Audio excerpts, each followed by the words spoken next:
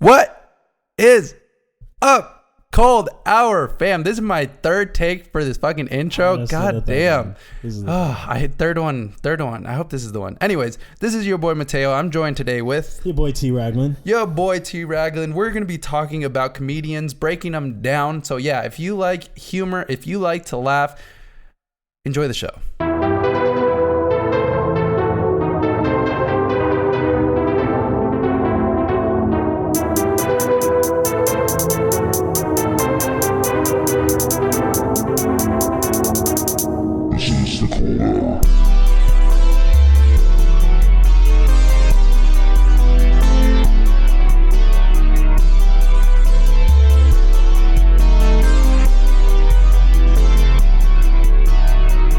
What is up, Cold Hour fam? Thank you for tuning in. Thank you for sticking around with us. I believe this is our 12th episode? 11th. This is our 11th episode. So yeah, our topic today is going to be comedians. Just breaking it down. We're funny. Big fans of comedy. Oh, huge. I couldn't live without comedy. Just like music, I couldn't live without comedy. Agreed. Yeah. I think the first stand-up comedian I was exposed to, I was probably like 13 years old. Yeah. 12 or 13. Who was it? Do you remember? So, all right, Netflix, before it actually really popped off while they were still mailing out DVDs. Right.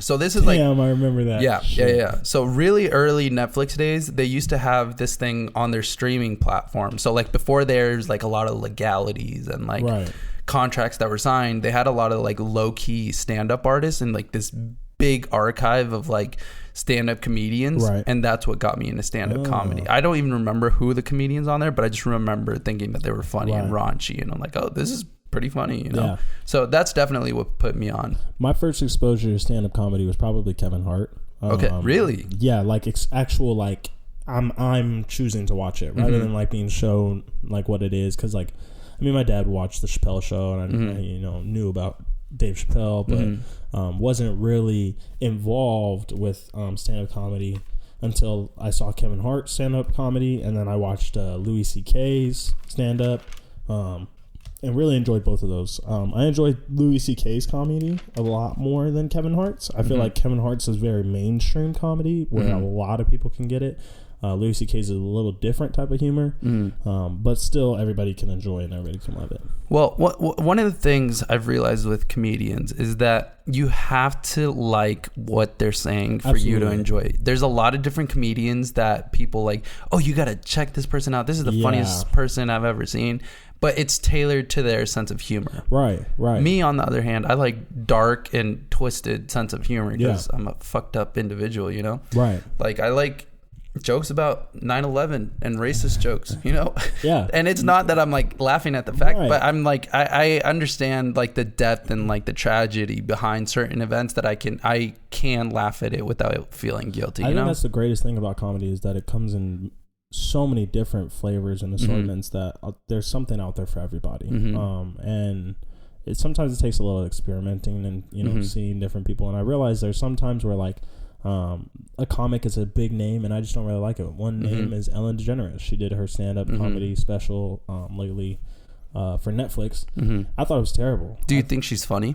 I think she's hilarious on TV. I didn't watch her old stand-up, but she's a very good TV comic.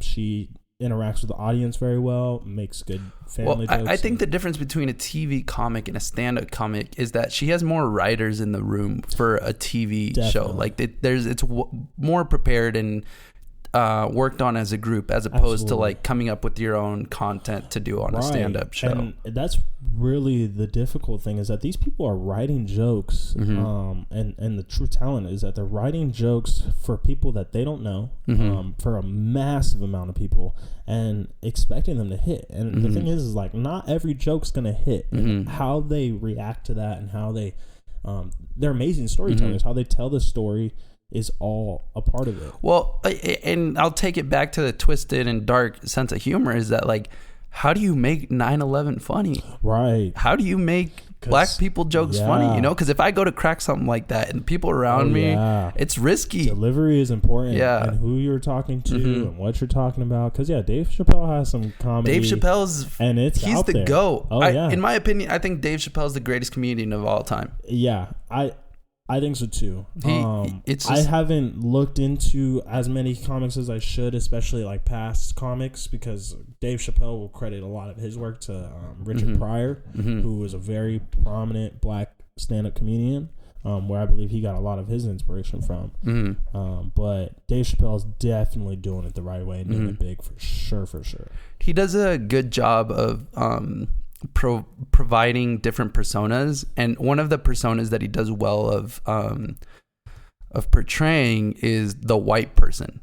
You know, which is so funny because he plays two people on the same stage. He plays a black person and a white person. You know, so he interacts with himself to like create this individual, and it's just a really funny dynamic to watch. It's really funny, and both black people and white people like him. Oh yeah, they love him. They love him.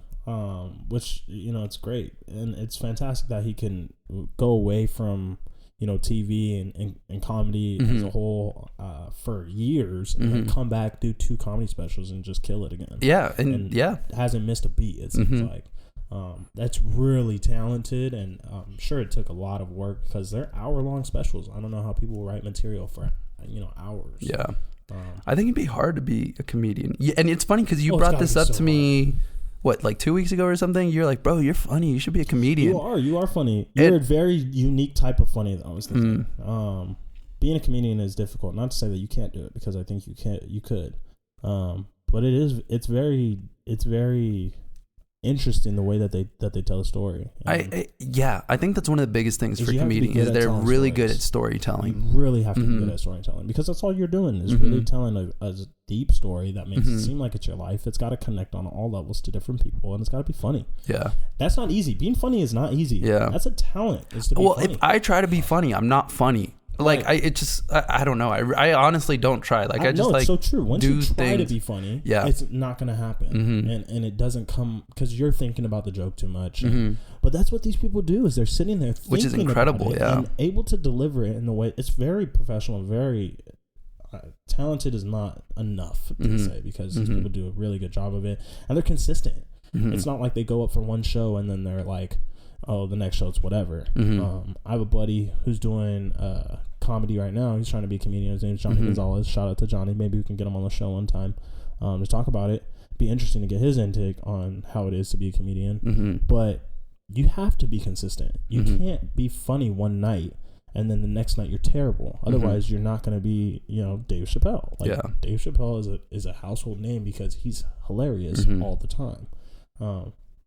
But that doesn't mean that he's not genuine, and that, you know, what he's saying is completely untrue, because I feel like there is some truth that you do have to put into it, a little bit of humility into it, and exaggerate the truth. And that's not easy because you have to be vulnerable.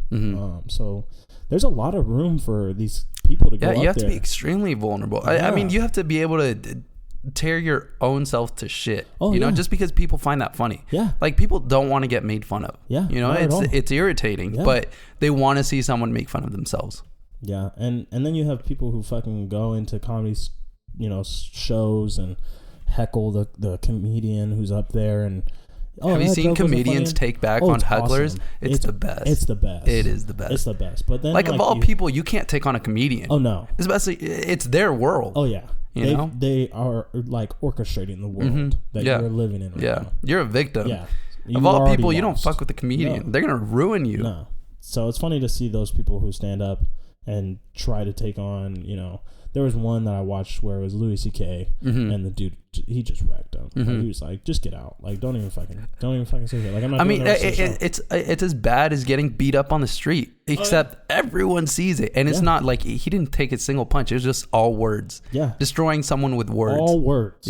And literally, it hurts more. It's painful. When somebody hits you, it's hard. It hurts, especially with words, because that shit hits deep. You're like talking about people's moms and brothers. Because in a fight, you can fake it afterwards too. You can, I almost had him, like blah blah blah. But when it's like when people hear what they said, like even your own homies, like when they hear someone destroy you, and like, it's the truth. Yeah, they hit you with the truth. That hurts. Oh man, it's a wrap. Yeah, you're not gonna show your face ever again. Because then there's that one thing that they just say that it tunes into your insecurities, and you're like, fuck, he knows me. How did he know that shit? That was my deepest secret. But I can't show it. I have to be straight faced. Yep. You got to take it. Yeah, Pete Davidson does a great job of taking on the hecklers too. He takes on, because a lot of people like to go and fucking talk about Pete Davidson, and he talks about 9/11. He talks about how his dad was a firefighter in 9/11. I think his parents died in 9/11. His dad, right? Just his dad. Just his dad died. What about his mom? I thought his mom died too. No, I don't believe his mom died. Not in 9/11. But I know his dad did for sure, because he always talks about it. Yeah, he always brings it up. Yeah, always brings it up. And I don't think, I mean, he brings it up, but I don't think it gives him a pass to talk about 9/11. No. I don't know. No, but he does that, and in an allusion to what you were talking about, like that dark humor. I don't like Pete Davidson. Why? I don't know. I don't know. In my opinion, he's kind of spoiled. In a way, I think that's just like the image that I get off of him. Is that just like, because he does stand up, and then the fact that he dated Ariana Grande. That's my boo, dude. I don't want to fuck around with my boo. Yeah, he didn't just date her; he was engaged. Oh yeah, he was engaged. So that's a big. He got her pants. He knew to get away from my boo, dude. He nutted in her at one point in time. Fuck that bitch. Why are you gonna say that to me, Trevor? Fuck you. I'm just letting you know. Get out of here. But yeah, he also does roasts, which what do you think? I love roasts. Okay, I was going to ask about that, a roast. Roasts are interesting. They can be done very well, and then they can be done terribly. Yeah. There's some people who go up there and they're great, and then there's some people where you're like, get off the fucking stage. Do you go on Reddit at all? No. Okay. Well, all right. So kinda no. Do you know how Reddit works? Yes. All right. So one of the subreddits is called Roast Me. So it's extremely similar. When you post a picture and they just roast. Exactly. I think it's funny. It's hilarious. It's really funny. I wouldn't do it. You wouldn't? Bro, no. I took a picture of myself with the roast me thing. I was about to post it. Like, nah, I can't. I can't. It's too hard. It's too hard. It's scary, yeah. It is. There's a lot of... We should do it now. Now it's we like, should do it. Okay, if we get... we should do it together. We have to get listeners in order to do it, because I won't do it if we don't have like fucking listeners. So let's do it for listeners. If you're listening... Let's do it for publicity. I'm down. Let's do it as a publicity stunt. Best roast gets a jelly bean up their ass. I'm going to be fucking ripped, and I know it. I know I'm gonna be fucking ripped to shreds. Why? All right, what? I want you to roast me. Let's have a roast section. You have to have deep, like really thick skin. I want you to roast me for 30 seconds, and I'm gonna roast you for 30 seconds. Oh, I don't think I can. Are you scared? I'm Do scared. it, bro. Hit me. I can take it. I think I'm more scared for myself. I'm more scared for myself that I can't do it. I'm just every bone in my body is telling me no. It's like I'm standing at the edge of a cliff ready to jump, and I won't. All right, if I jump first, will you jump after? No, you're just going to jump, and I'm going to watch you fall. And then I'm going to fucking clap at the end of it. That's just going to happen. Think about how guts people need to be to get on that roast show. Like, have you ever seen American Dad? Have you watched American Dad? Some, not a lot. There's an episode where Roger does a roast. He asks to be roasted by his family. He's like, that's what I want for my birthday. And they roast the shit out of him. And he has shades on the entire time. And then at the end of the roast, he goes up there and he takes off his shades and he's fucking crying. That's exactly how I would fucking feel at a roast. He's like, roast me. That sounds like a great idea. And then I'm fucking done. That's because you take shit personally too. Yeah, I take I too don't much know. shit personally. You gotta. Honestly, I take too much shit personally. Oh, I wasn't talking about you. No, I do specifically. I didn't think you meant me, but I definitely do. I definitely do take some things up the ass too much, which I've been trying to work on. That's something I've been trying to work on. I have a method of looking at life where I don't think I'm as important, but not just myself, but I think people think too highly of themselves. Definitely, I was in that boat. For sure. I was in that. It's like no one cares about you as much as you really expect. Yeah. You know? Yeah. So I with that approach, I'd be willing to do a roast, you know, just because I've desensitized myself. I think it would be easier to look at it on a Reddit. Agreed. Rather than face to face and in a room. Face to face and in a room, and somebody that like I actually care about and appreciate. That'd be harder because I'm like, damn. But I'm doing it out of love. You really fucking think those things? Like, fuck you. Like, you know what I'm saying? But I know you don't mean it. Like, if that would have happened, it wouldn't be personal. But I know if it was like across the computer screen, I'd be like, oh yeah, fuck that guy from Nebraska talking about my teeth. Like, fuck you. You don't even know what you're fucking talking about. Like, you know, but it does show a great sense of self-esteem and confidence that you're able to do that. Like, I don't give a fuck who you, like, you can say whoever the fuck you want, but you don't know me. I don't know you, and you just know me based on appearance, and you're just roasting me. So I give credit to the people who do that.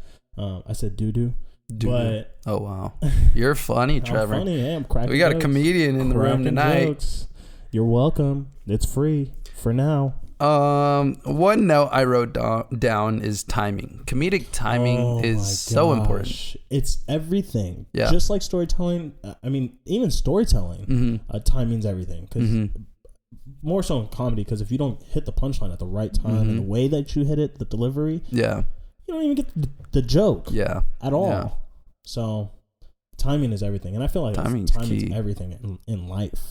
Where you're at, you know, what you're doing, where you're going, all that.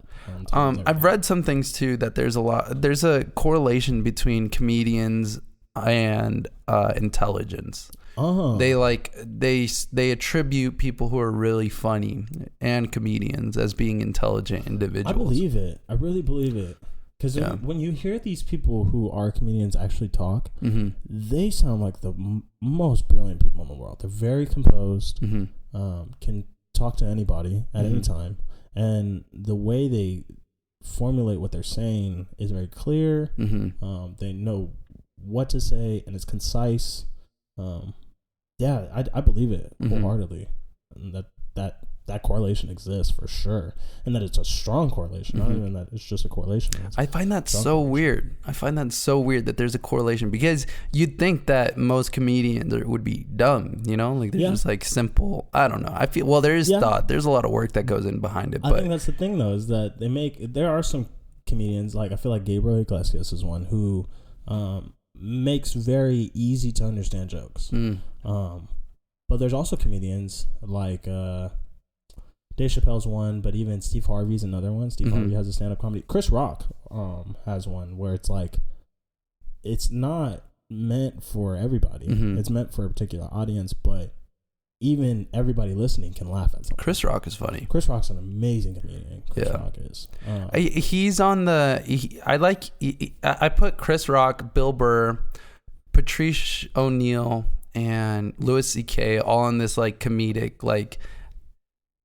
They have a really masculine comedy that they bring to the table, you know, and I find it funny as shit. Chris Rock does. He does have a very masculine. It's very well. His last one that I watched is called Tambourine, and it was very. It almost seemed like he was in a small room, intimate. He's talking about his life, and it's very just. The mood's not eccentric where Kevin Hart's talking about like, oh, give me some fire, and like very loud and, you know, here I am type. Chris Rock's more like, you know, here's the mic and I'm just talking to you, but I say some shit that's really funny, very subtly. And I like that. I like that comedy a lot more than the big, you know, oh, give me some fire. Over the top. Yeah, a lot of, you know. A performance, an act type of thing. Rather than an actual a comic. Not to say that Kevin Hart's not a comic. It's just a different type of comedy. Well, that's what I said earlier. There's different types of comedy for everyone. Yeah. And it's like you can't dismiss someone just because you don't like their type of comedy. Right. You know? Like I can't say, oh, this comedian sucks because he doesn't tailor to my sense of humor specifically. You know? Yeah. Does that make sense? Yeah.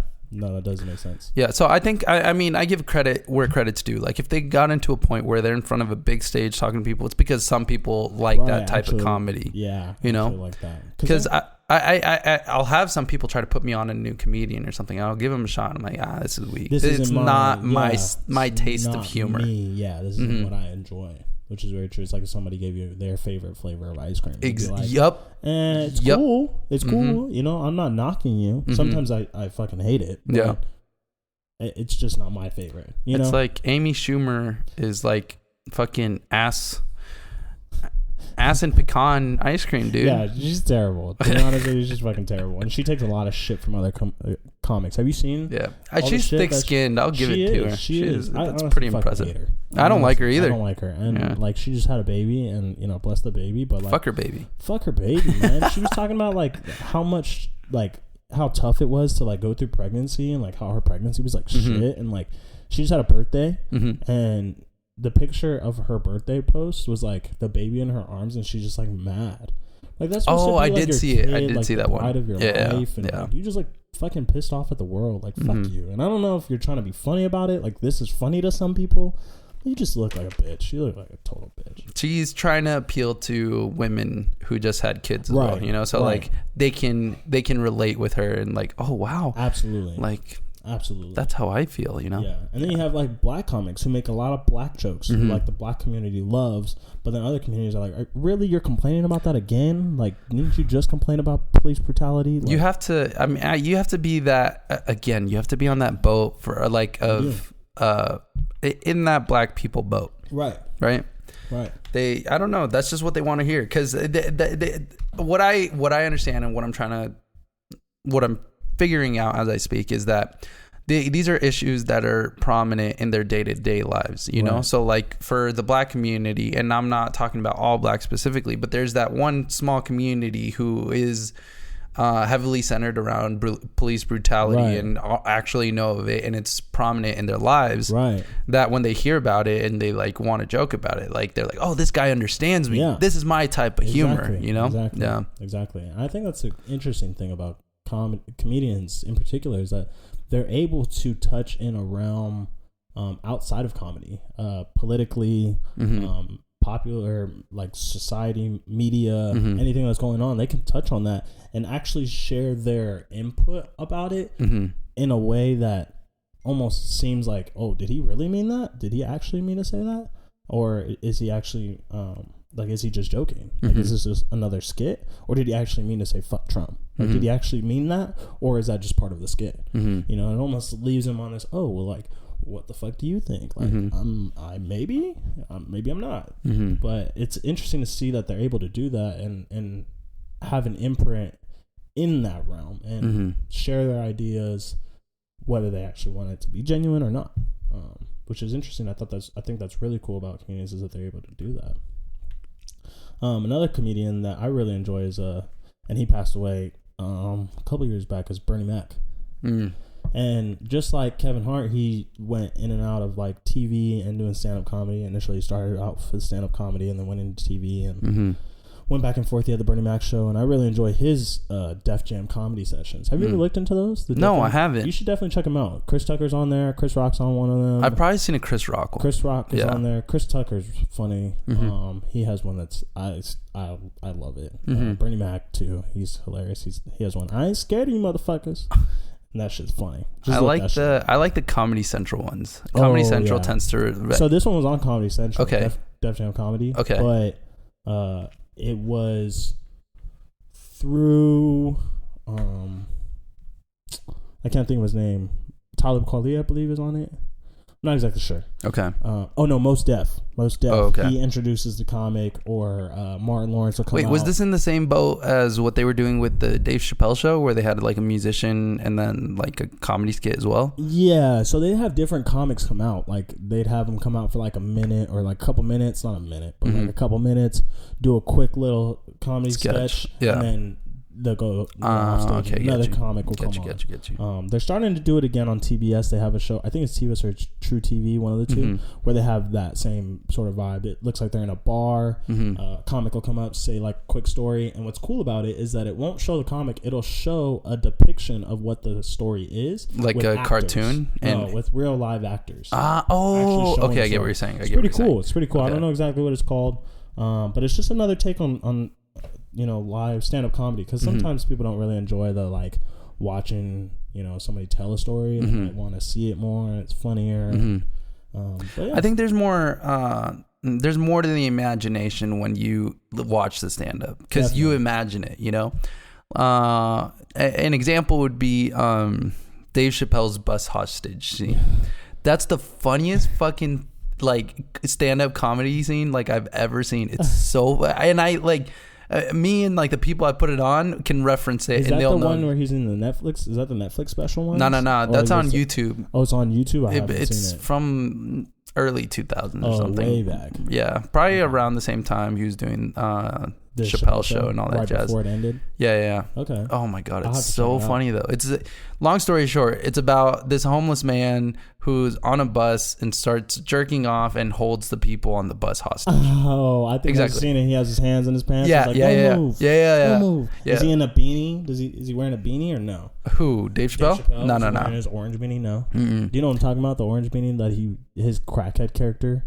Oh, yeah. You know what I'm talking about? The one who's always like scratching himself. He's always scratching himself. Yeah. That one. That's what I'm imagining. But I think I've seen that. I'm not probably. Sure. It's pretty big. It's like his biggest stand up on YouTube. Yeah. Yeah. I think it's great with comedians and in comedy in general is how like it brings people together. Like you can share somebody, like show something on social media or share with like somebody, and you have a good laugh, and then you like, hey, you can reference that same joke later. Yeah. Like, hey, like you're on a bus and you have your hand in your pocket. Everybody freeze, There's a Nick Swartzen one that he does as well, and he talks. Basically, his story is he's at a bar and he's talking to people about how big his penis is or whatever, and like the way he goes about it, or he like. Oh, it's his watch. I don't know. I'm getting it all mixed up. But he talks about his watch, and then it's his drunk joke. So he goes up to people and he's like, "Hey, look at my watch." But his watch, he like puts it by his crotch and just puts his penis on top of his wrist, and he just goes around people like flashing his fucking watch, which is his dick to like everyone at the bar. That's pretty funny. I think the key to comedy might be like imagining and. It is. It's painting a picture that people can imagine and actually live in it. Yeah. And then see the irony or humor in it. It has to be really exaggerated, too. Oh, yeah, like definitely. it's like who the fuck goes around and puts their penis on the wrist? How do you describe no the situation? Hey, one time I was on a bus and I had my hands in my pants and I was, like if I tried to tell that, I wouldn't be able to. First of all, I think we did a good job the other day with our little, with the Bloods and Crips and how they came up with their name. I thought that shit was pretty funny. That is pretty funny. That could have been a skit. That is pretty We could elaborate on that. We could. But it's stuff like that. Funny. But how do you come up with that? That's a gold mine, Like it's hard to come up with ideas that are original, jokes like and make them funny, It's a challenge. Especially everyday situations. I think great comics are shown when they can take an everyday situation and make it funny. Because Dave Chappelle is one that takes, not all the time, because he does take some funny little situations, but Kevin Hart talks about exaggerated situations. Louis C.K. talks about some exaggerations, but my favorite Louis C.K. joke is the one where he's talking about naming his kid, and it's very simple. Just talking about like how you can name your kid anything, but that shit's funny because you don't think about it, but you can really name your kid anything. Yeah, and I don't know how people don't take more advantage of that. To be honest with you, but I mean, there's some limitations, of course, but it's a great thing that we have. That I don't think it'll ever. Comedy will never expire. Yeah. Well, and let me bring this up because this is one thing I looked heavily into this week, leading up to the comedy, what's it called, show, is Eric Andre. Now, as ridiculous as this guy may seem, he's pushing the boundaries of humor. He is. Like it's the jazz of humor. Yeah. Like it's a taste, extremely experimental. Yeah. It's a taste that anyone in their right mind looks at and is like, what the fuck is this? Right. It's strange. Crazy. Yeah. Legitimate. Crazy. He's legitimately a maniac. Yeah.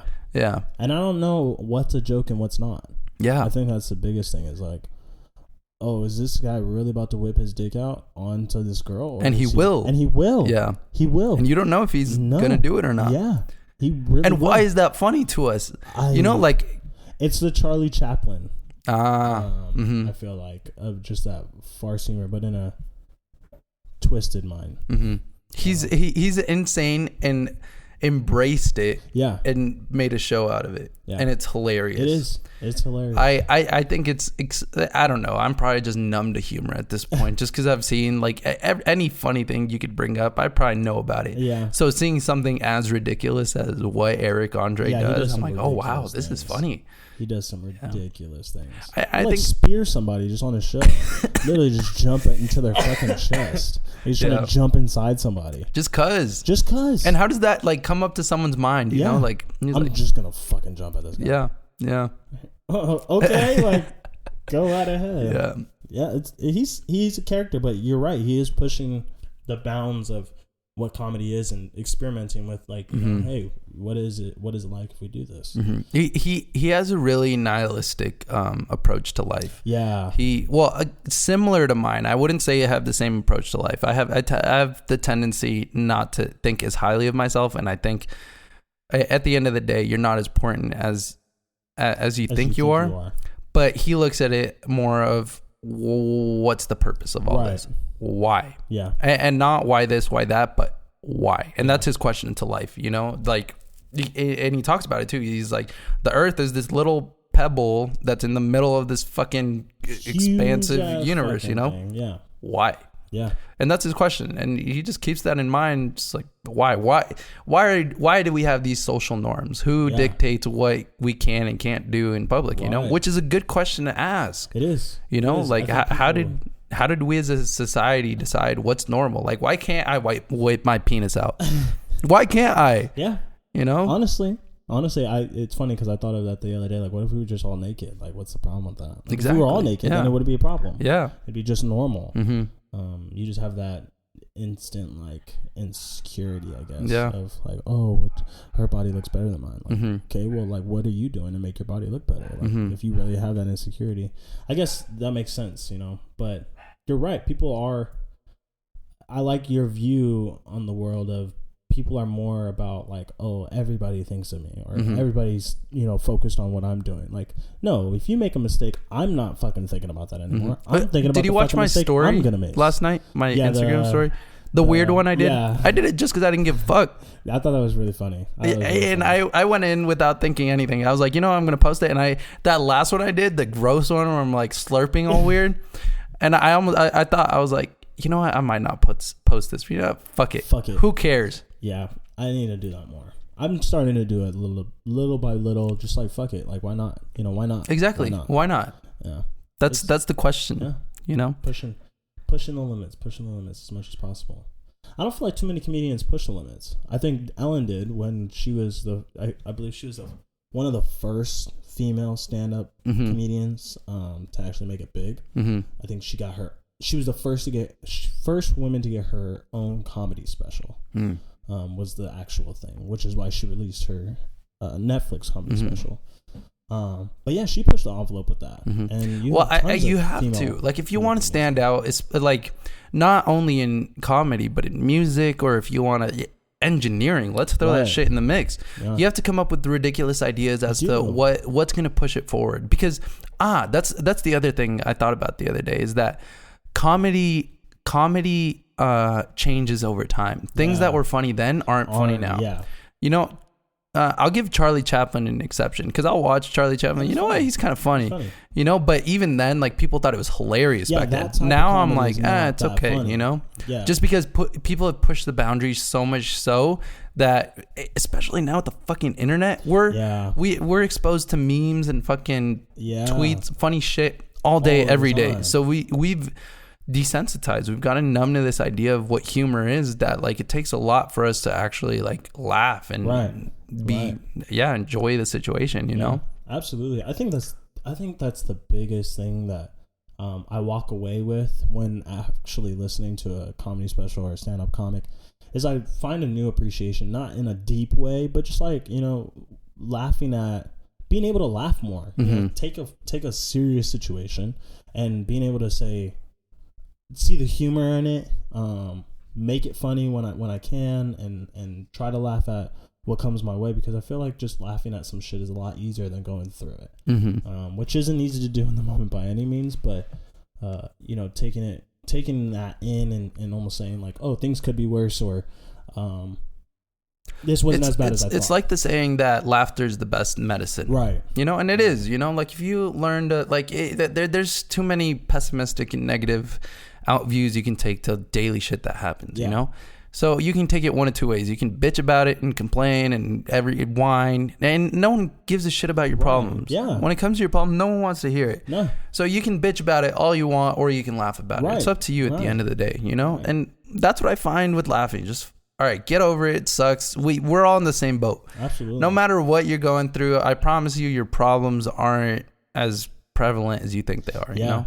Yeah. Most people isolate themselves with their problems and think that they're the only ones who go, you know? But once you realize that everyone has shit. Life fucking sucks. Yeah. I mean, it's great. Don't get me wrong. But life sucks. It hits you in the face sometimes, and that's okay. Yeah. Because I get fucking hit in the face too. Yeah. It happens to everyone. Everyone gets shit on. Yeah, definitely. I think that goes back to even to like the whole, what is it called? Rip me? What is it? Roast me. It's just being able to, you know, laugh at it. We're not all perfect. Nobody is. You know, nobody's fucking. There's something wrong. We can find something wrong with everybody, and we're great at finding something wrong with ourselves. And I think if you're able to sit there and say like, "Hey, I'm comfortable in my own skin. Fuck what you think about it, and if you want to laugh about it, cool." You know, that shows a lot of character. I feel like, and being able to laugh something off, or you know, not take things as personal and not think you're the fucking center of the universe. Good for you. Yeah. Good for you. Well, yeah, I think that's why it takes a smarter, more intellectual individual to be able to do comedy. Definitely. Because they're not so narrow-minded and put in this one place where the only thing that matters in the world is themselves. Right. You know, they understand that shit happens. Yeah, definitely. Joe Rogan, who's a comedian and a fucking UFC fighter and what a fucking mixed martial artist. And a podcaster. Yeah, and a podcaster. He's done Fear Factor too. Oh yeah, he did Fear Factor too. Yeah. That's crazy. And he's an announcer. He does a whole lot of shit. He does a shit ton of stuff. He's well-rounded. More shit than I'm doing. He's a jack of all trades. Yeah. What an amazing guy. And he's supposed to be, his IQ is supposed to be huge. Like, he's supposed to be one of the most intelligent people. Yeah. I believe it. But it almost goes into, like, attributing to that fact that you laid out, or the correlation that you're talking about. What, intelligence and humor? Intelligence and humor. Mm-hmm. Yeah, I think you have to be a smart individual to be humorous. Fairly intellectual, for sure. Yeah, yeah. At least to make humor. Because humor, like, how do you make humor? Yeah. You know? That's pretty creative. You gotta why did the chicken cross the road? To get to the other side. To get to the other side. Do you have a joke? Do I have a joke? Yeah. I do have a joke. You do? But it's not in terms of what you think the joke is. Is it like an actual laid out joke? Yeah, I'll just explain it. Okay. So if someone's bugging me, if someone's getting under my skin and we're in a group of people. Somebody bugs you? I'm surprised. Okay, note for everybody listening. Mateo is very hard to bug. Yeah. He's the person who bugs the shit out of other people. Yeah. So if you're bugging him, you're doing something big. Yeah. And I want to talk to you because I want to know how to fucking bug this guy. Well, look at my retaliation. Okay. Well, I don't even want to tell you now because you're going to know my trick. Well, I can't even bug you even if I tried, to be honest with you. I think you'd bug me before you'd bug me when I'm bugging you. Yeah. Bro, I got tricks up my sleeve all the time. I know, I figure, which is I don't try to bug you. I try to stay under the radar as much as possible. Anyways, my trick is this. So if we're in a social setting, I'll just paint the picture. We're 5-6 people deep, right? Right. There's a person who's throwing jabs at me or whatever. Okay. What I'll do is whisper into the person's ear next to me and just be like, hey, look at Trevor, and just start laughing for no reason. And that's the joke. And so you think, you're like, oh, that's stupid. Why do I laugh? So you both people, me and the person I'm whispering into their ear, start laughing at Trevor. And it gets funny because you're the joke. Right. We're talking about it, but we're not dissing you. It's nothing. So you let your imagination run wild. Right. So watching your reaction makes it even funnier, which it takes it to the next level, you know, because at first we're like, ha ha ha ha. And then you start getting insecure and you're like, wait, why are they laughing at me? What did I do wrong? Yeah. Especially since it's a social setting. And so it gets funnier and funnier as it progresses. And legit, you're just laughing to a point where it's so fucking funny because they're clueless and out of the loop. They have no idea. Yeah, so it works. Genuinely genuinely laughing at that. Yeah, it's a joke. Yeah. It's fucking funny as shit. I've actually seen you do that. Yeah. That's funny. I mean, I won't do it under the setting of like if someone's trying to like bug me or anything. Right. But if someone bugs me, know that that's coming your way. That is coming. Yeah. But that's one of my go-to jokes. I don't know what else is, you know. I heard a joke. I'm not good at telling it. And I want to tell it because like, but I know I'm just going to fucking remember the joke. That's the worst. First of all, because I don't really remember it clearly. Second, because I haven't practiced it. And third, because it's a fucking good joke, and I wish everybody could get it. Yeah. So I'm not even trying to tell it, but it's a fucking good joke. Maybe I'll tell you afterwards. All right. There's one my uncle says, and I know it. I know it, and he still says it, and it still fucking kills me. Really? Damn. It's funny as shit. So there's this guy. He works for like the Animal Humane Society. He saves animals and shit, right? Okay. So he's driving, and he's fucking speeding down this fucking 40 mile per hour road, but he's going fucking like 80, and he's fucking dipping down this road, right? And he loves animals. Like that's his passion. Like this guy, I can't emphasize how much he loves animals, right?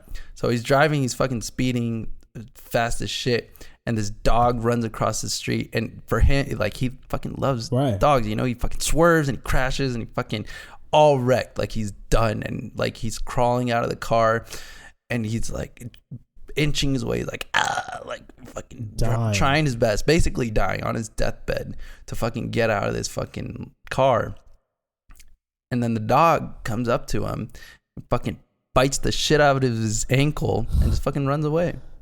The dog bit the shit out of his ankle after he saved his life? Yeah. After the guy saved the dog's life. No. Well, the dog was just running across the street.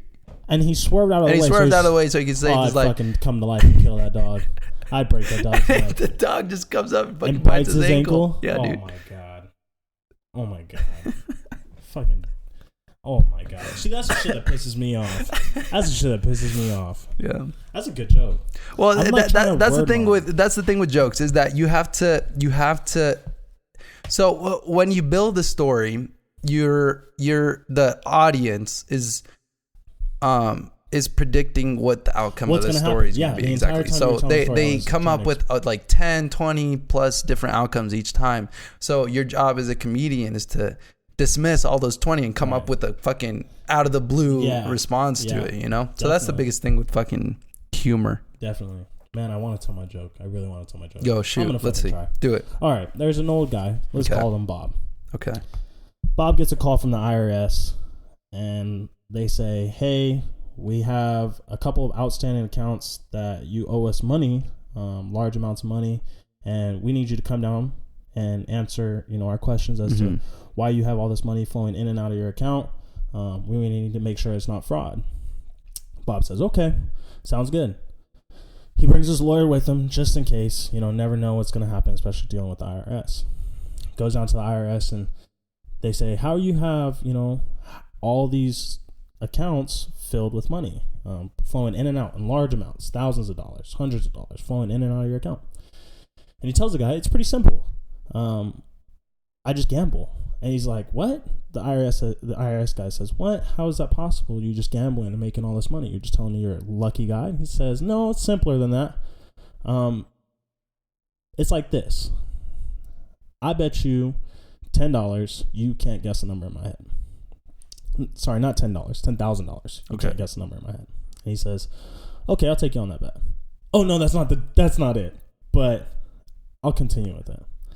The guy says, okay, sounds good. He says, I'm thinking of a number 1 through 10. Guess my number. He says 7. And the guy's like, okay, you're right. There's $1,000 for you. And he's like, okay, but that still doesn't explain how you're getting your money back. He's like, well, I'll double it. Double or nothing. I bet you $10 I can bite my eye. And the IRS guy says, well, I'll take my chances. It's not a bad bet. Sounds good. I'll take you on that bet. The guy takes his false teeth out, bites his eye. He's like, damn, how'd you do that? It's pretty simple. He's like, well, I'll give you a chance to win your money back even more. He says, I bet you $50,000 I can bite my other eye. And the IRS guy thinks, well, it's not possible. He's blind. He doesn't have fake eyes. So I'll take you on that bet. He pops out his fake eye and he bites his eye.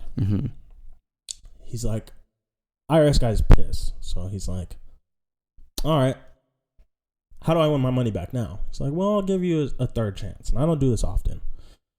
I bet you $3 million I can pee from one side of the room into that wastebasket way over there.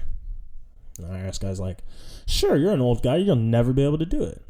So Bob takes on the bet. He takes on the bet, stands up, pees all over the fucking office, all over the table, doesn't get one drop in the wastebasket. And the IRS guy goes, ha, I got you. Meanwhile, the lawyer in the corner of the room is shaking his head. And the IRS guy's like, why are you shaking your head? He's like, I just bet him $5 million that he'd pee all over your office by the end of the trip.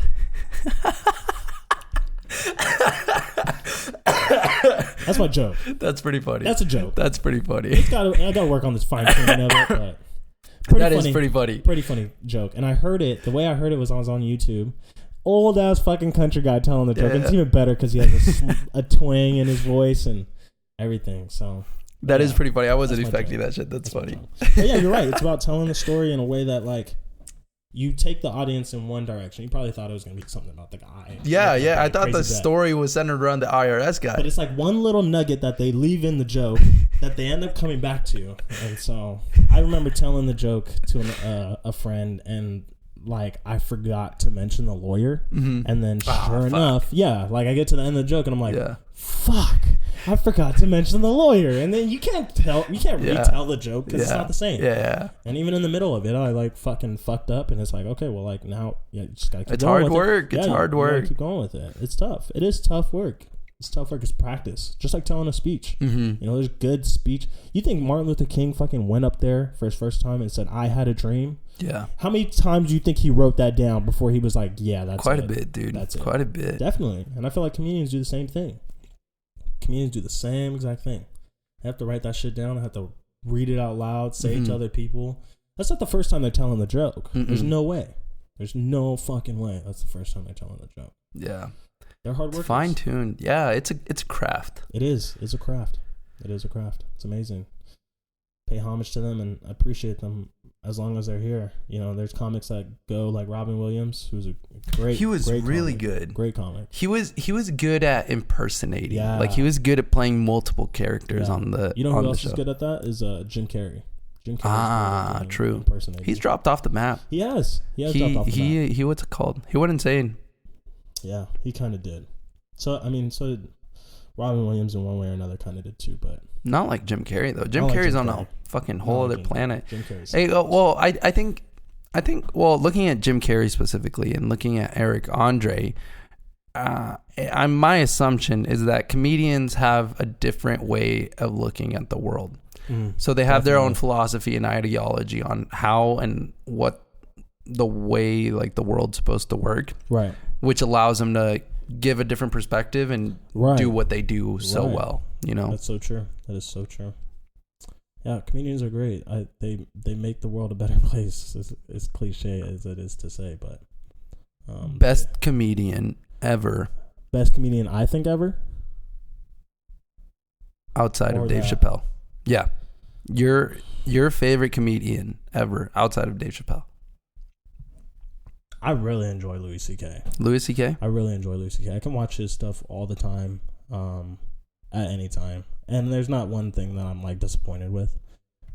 There's some where it's not great. You know, there's going to be some specials that I don't really vibe with heavily, but I really enjoy his type of comedy and the way that he delivers things and his posture. Have you listened to Bill Burr? Have not. You'd like him. Him and Patrice O'Neal. I'm going to have to check them out because I've never heard all right, listen to Patrice O'Neal. Patrice O'Neal. Patrice O'Neal. Patrice O'Neal. Yeah. I'm going to check him out. Is it a girl or guy? Guy. He's a big black dude. Yeah? I might have seen something by Bill Burr and Patrice O'Neal. They've done some stuff together, yeah. I don't know them by name. Yeah. I think I know who you're talking about. But, I really enjoy Louis C.K. I really do. Chris Rock also is Chris Rock's fun. I haven't listened to him as much, but I know I like him. Too. Yeah. I think my favorite right now, it just changed because Eric Andre blew my mind. Yeah. Did you not know about him before? Or you knew about him? I knew about him. I just didn't look into it. But leading up to this, I was doing my research. I was like, all right, what's up with this guy? Right. He's too funny for me. I'm going to check him out a little bit more. But your comedy is very different than the type of comedy that I have, for sure. I like him. And I mean, aside from Dave Chappelle, I have to say I like. Fuck. It's a tough. hard one. It's a really hard one. It's tough. I'll throw Mitch Hedberg in the mix. Don't even know who that is. He's funny. Yeah. He centers his comedy around a lot of one-liners. Like, it's so simple, but it's so funny and effective that it's unique to him. Yeah. I like Joe Rogan's stand-up, too. Yeah. His is pretty funny. It's pretty good. Yeah. I like it. But yeah. Yeah. Comedians, comedy. Funny shit. Some funny fucking shit. Guys, this was the Cold Hour with our comedy breakdown. Yeah. Comedian breakdown. Let us know what you think. Let us know who your favorite comedians are, why you do like them, or if you don't like comedians, tell us why you don't like comedians, you know? But yeah, thank you for tuning in again. We appreciate you. We do this for you. The show's dope. Yeah. Let us know what you think. Give us some comments, some ideas. Let us know what you think. Let us know. Roast Trevor for us. Roast me. Fucking destroy his ass. Go ahead. Yeah, this is us tuning out. Thank you for tuning in. Catch us on our next episode. We're going to be talking about Denzel Curry's new album that just came out, Zoo. That's going to come out on Friday. Thank you for tuning in. This is Mateo. Hey, boy, T. Ragland.